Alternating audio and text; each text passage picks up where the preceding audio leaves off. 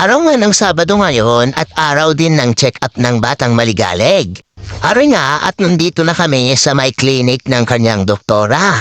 Medyo tinanghali nga kami ng gising, kaya yan, medyo late na kaming napunta dito sa may clinic. Medyo makulimlim pa nga ang panahon. Araw nga at papasok na kami dito sa may clinic. Buhat-buhat pa ng aking asawa ang batang maligalig. Maswerte na nga lang at konti lang ang nakatila ngayong oras na to. Dahil na 1:30 ito ng hapon.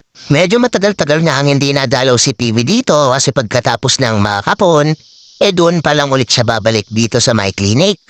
Nadantay nga kami ng kaunting oras dito sa may waiting area dahil nga meron pang pasyente si Doktora. Are nga at may kasabayan din kami mga nagahintay. Ang batang are ay may napaka-cute na asong daladala. Hindi ko na nga lang natanong kung anong breed ng asong ito. Fast forward na nga tayo at nandito na tayo sa loob ng clinic. Nang dahil nga sa excited itong aking asawa, nakalimutan na niyang timbangin si PV.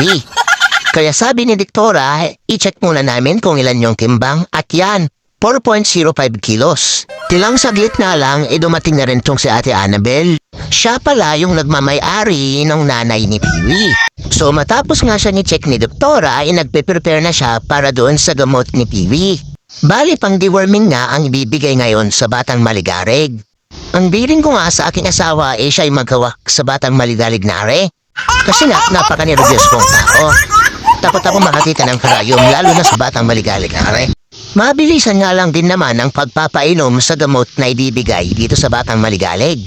Pero abay ewan ko lagi akong natatakot pag nakikita kong pinapainom ng gamot ang batang are. So at yan nga natapos na rin ipainom yung gamot na ibibigay sa batang are. So chinek nga rin ni Doktora kung ang itsura ng batang are i-healthy naman.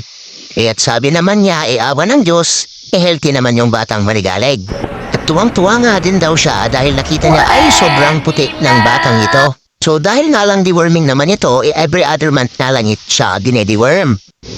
Kaya nga, ito nga natapos na rin ng kanyang pagbisita dito sa clinic. At dito nga pala sa Wiggly Tails Clinic, ay hindi nga lang pala puro check-up at creations para sa mga fur baby ninyo. Meron din silang pet grooming at pet food at pet stocks. So sa mga kadaya pong fur parents, ubod na dito sa Wiggly Tails Veterinary Clinic by Dr. Roma Faril, located sa Barangay Santa Cruz, sa Rabosa, Nueva Ecija. So hanggang dito na muna, see you next time. Bye-bye!